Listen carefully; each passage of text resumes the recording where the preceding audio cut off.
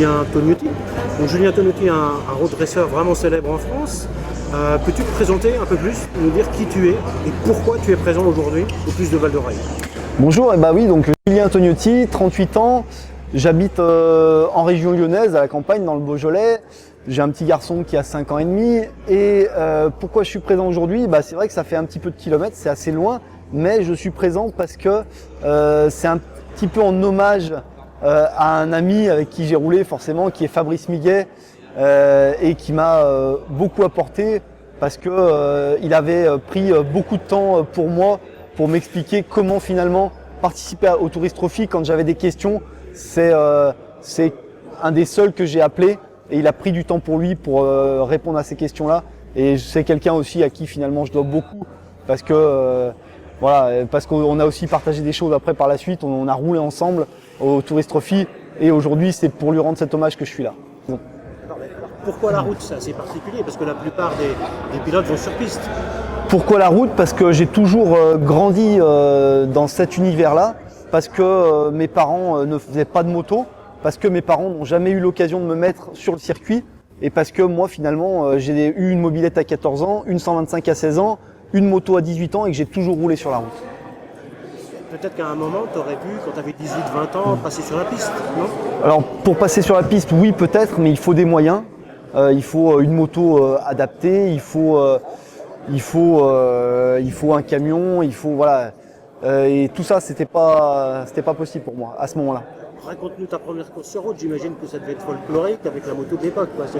Ouais, c'est une bonne. C'est vrai, tu as raison. Je vais t'expliquer la première course sur route. En fait, j'ai ouvert un magasin de moto en 2005. Et en 2007, j'ai deux copains qui rentrent dans le magasin et qui me disent: écoute Julien, il y a le rallye du Beaujolais dans une semaine. Tu vas voir, c'est vachement bien, ça c'est pour toi. Je savais pas du tout ce que c'était le rallye. Et du coup, je leur ai dit: bah non, de toute façon, c'est samedi. Le samedi, je travaille et j'ai pas de moto de route. J'avais pas de moto de route à ce moment-là. Je leur ai dit: je peux pas. Et ils sont revenus 2 ou 3 jours avant le rallye. Et ils m'ont dit: allez Julien, inscris-toi, il reste encore 2 places, ça va le faire. Je dis: non, j'ai pas de moto de route et je travaille le samedi, donc c'est pas possible. Et là, à ce moment-là, j'ai mon mécano qui me tape sur l'épaule et qui me dit: écoute, t'as pas d'excuses. Je tiens le magasin samedi et je te prête ma moto. Et sa moto à l'époque, c'était une vieille 7,5 VFR de 94. On était en 2007, donc une moto qui avait plus de 10 ans. Et ça s'est très bien passé. J'ai découvert une discipline qui m'a vraiment branché et j'ai continué pendant de nombreuses années. Raconte-nous ce qui se passe dans la tête d'un road racer à quelques minutes du départ. C'est la roulette russe. Ouais, bien sûr. C'est une très bonne question qu'on me pose quelquefois, finalement pas assez souvent, parce qu'on me dit souvent quand on me voit: ah, tu fais le Tourist Trophy, tu dois être dingue, tu dois complètement débrancher. Non, pas du tout. Au contraire, il faut être beaucoup plus réfléchi que les autres, parce qu'on n'a pas le droit à l'erreur. Et que si j'étais dingue, je ferais pas 40 tours par an au Tourist Trophy, parce que 40 tours, c'est pas beaucoup, mais 40 tours de 60 bornes, finalement, ça fait 2400 km. Donc, juste pour finir, pour répondre à ta question, à quoi on pense? Maintenant, ça va un petit peu mieux, mais je te cache pas que les premières années, la veille de la course, je dormais très très mal. Et on pense à sa famille. Moi, j'ai un petit garçon qui aujourd'hui a 5 ans, mais la première fois que j'ai fait le Manx Grand Prix, il avait 6 mois.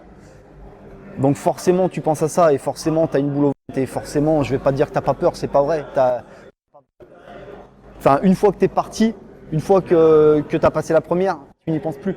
Mais avant, bien sûr, tu y penses. En tout cas, pour moi, c'est aussi peut-être ce qui fait que tu es en vie, parce que tu sais que c'est dangereux et qu'il faut faire attention. Voilà, si j'avais pas peur de ça, peut-être que je serais plus en vie aujourd'hui. Donc voilà, donc on a parlé de course sur route, et puis tout d'un coup, qu'est-ce qui se passe? Le sable, le Dakar, qu'est-ce qui t'a pris là? Le Dakar, en fait, qu'est-ce qui m'a pris? C'était une opportunité. Pourquoi une opportunité?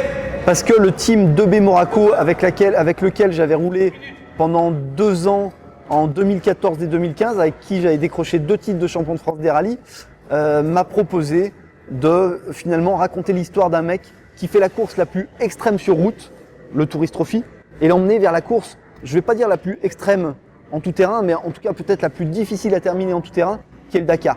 Et ça faisait une belle histoire. Pourquoi? Parce qu'après m'être un peu renseigné, en fait, aucun pilote, je parle pas de pilote français, aucun pilote au monde n'avait fait et le Dakar et le Tourist Trophy. Et quand dans une vie de motard, on peut dire qu'on a fait le Dakar ou le Tourist Trophy, on peut se dire waouh, on a déjà fait des choses. Et là, aucun pilote pouvait dire qu'il avait fait les deux, c'était jamais arrivé. On s'est renseigné auprès des organisateurs du Tourist Trophy, on s'est renseigné auprès des organisateurs du Dakar. Ils ont aucune info par rapport à ça. Donc ça n'avait jamais été fait. Ok, et donc malheureusement, une course qui se passe bien et tout d'un coup. Ça s'est plutôt bien passé jusqu'à la veille de l'arrivée. Et à la veille de l'arrivée, malheureusement, j'ai dû faire une erreur. J'ai eu un gros souci en fait. Qu'est-ce qui s'est passé? Quel souci? Je sais pas, mais en tout cas, j'ai fait une chute.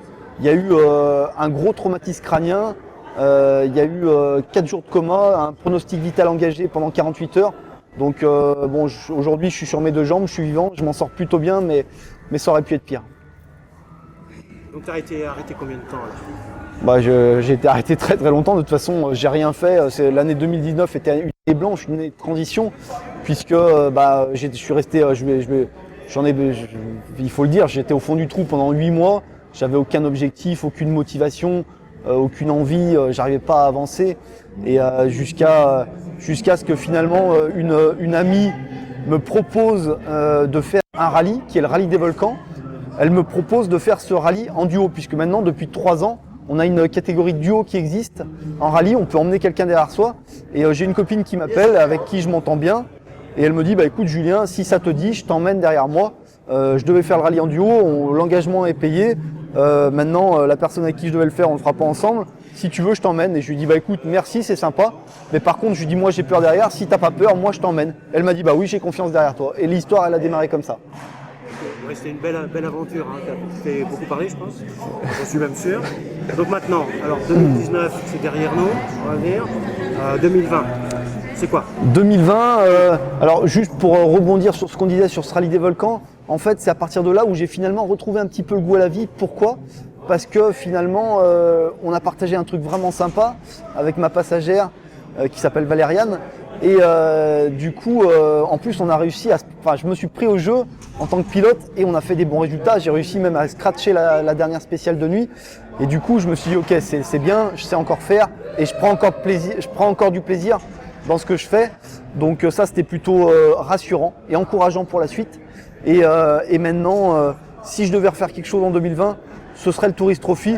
C'est encore un petit peu tôt pour le dire et pour prendre cette décision-là.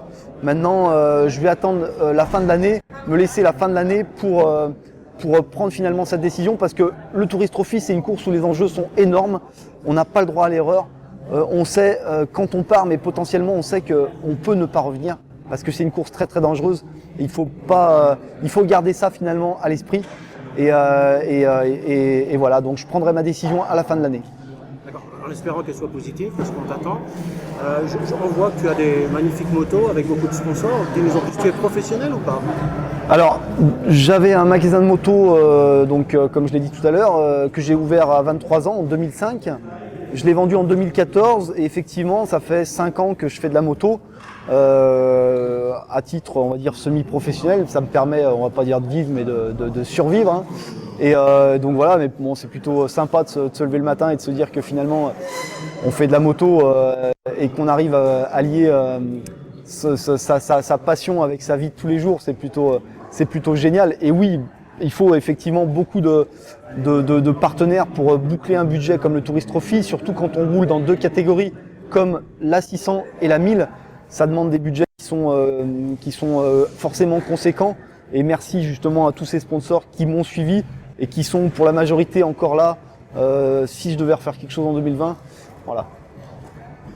Merci Julien, merci pour ton temps, merci pour nous avoir consacré ce temps. Alors si on veut te suivre, hein, sur les réseaux, sur internet, je sais pas, juste on peut te suivre. Juste taper mon nom sur Facebook, Instagram, Julien Tognotti.